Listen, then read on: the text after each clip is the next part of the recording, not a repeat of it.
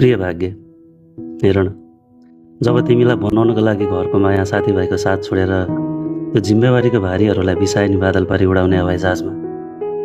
तर हेर त, सपनाहरू त त्यो हवाईजहाजसँगै अनि त्यो हवाईजहाजका उडानसँगै कतै कतै कालो बादलभित्र बिलाएछन्, ती कुहिरोमा कागहरू बिलाएको जस्तो।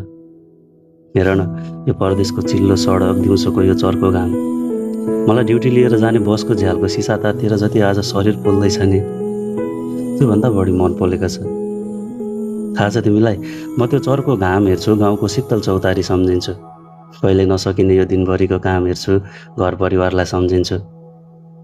यो परदेश सपना पुरा गर्नेहरूको सहर होइन रहेछ साथी, यो त आफ्नैहरूदेखि आफैलाई टाढा बनाउने सहर जस्तै लाग्छ।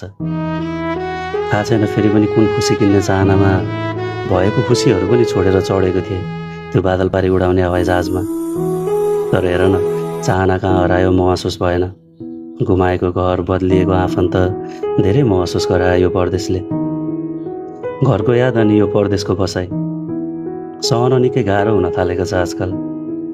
मान्छेको भिडमा आफ्नै मान्छे कोही छैन। यी आँखाले ठुला ठुला बिल्डिङहरू प्रशस्त देख्छन्, तर हेर न, आफ्नै लाग्ने एउटा घर छैन।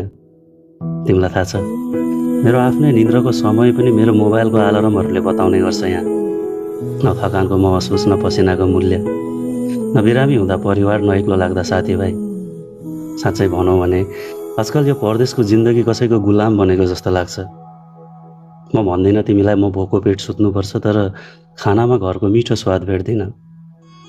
म भन्दिनँ मसँग निदाउनलाई समय छैन, तर हारेको सपना बोकेर थाकेका शरीरहरू यति सजिलै निदाउन पनि त मान्दैन। कस्तो अजीब छ यो सपनाको सहर। अझ हेर न, सपना सजाएर आउनेहरू सपना मारेर बसेका छन्। एक दिन जिन्दगीलाई जित्छु भनेर आउनेहरू त्यो अँध्यारो बन्द कोठामा हारेर बसेका छन्। मेरो भिजा लागेको दिन क्या गजबले भनेको थिएँ साथीभाइसँग, 2-4 वर्ष पर्खिन केटा हो, केही बनेर फर्किन्छु।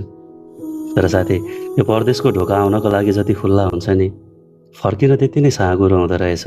मैले केही बन्न बिर्सिएँ सायद, त्यसैले अझै घर फर्किन सकेको छैन।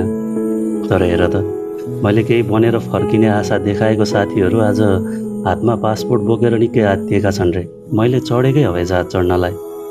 सायद सोचे होला साथी फर्किएन, निकै ठुलो मान्छे बन्यो कि भनेर। कसरी भनौँ यार साथी तिमीलाई, यो परदेश कस्तो हुन्छ भनेर। मान्छे भएर पनि मानवता हराएको सहर हो यो, साथीभाइ भएर पनि साथ नपाएको सहर हो यो। पसिनाको दानाले औकातको मूल्य तोकेको छ। मेहनतको कुरै नगर न, एक सेकेन्ड बिताउन यति गाह्रो हुन्छ, आफ्नै आँसु आफ्नै परेलीहरूले रोकेको छ। खै के सम्झाउँ तिमीलाई, कोही साउको ऋण सम्झेर रोएका छन्, कोही छिमेकीले बाआमालाई लगाएको वचन सम्झेर तडपिएका छन्, कोही सन्तानको भविष्य बनाउन नसकेर छटपटिएका छन्, कोही परिवारको जिम्मेवारी निभाउन नसकेर भड्किएका छन्। म खुसी कोही देख्दिनँ। कसैको हाँसोमा झुट छ अनि कसैको हाँसोमा पीडाहरू दबिएको छ। साँच्चै यार, हामीले त्यति मिठो सपना देखेर आएको सहर कसरी यति कहाली लाग्दो र तितो हुन सक्छ। हेर न साथी, कोही घामले जलेका छन्, कोही बिरामीले बिछ्यौनामै तडपिएका छन्। म त्यो घामले जल्नेहरूलाई हेर्छु, पसिना पुस्दै अगाडि बढेका छन्। फेरि त्यो बिरामीहरूलाई सम्झिन्छु, सकि नसकी हरेक दिन एउटै कामसँग लडेका छन्। तिमी कुन सपनाको सहरको कुरा गर्छौ साथी? तिमीले बादल पारी बसेर तस्बिरमा देखेको सपनाको सहर अनि हामी परदेशीले भोगेको सपनाको सहर धेरै फरक छ। थाहा छ कस्तो छ? सपना देखेर हवाईजहाजभित्र बसेका ती लाखौँ मनहरू नि आज तातो घामले चर्किएका छन्।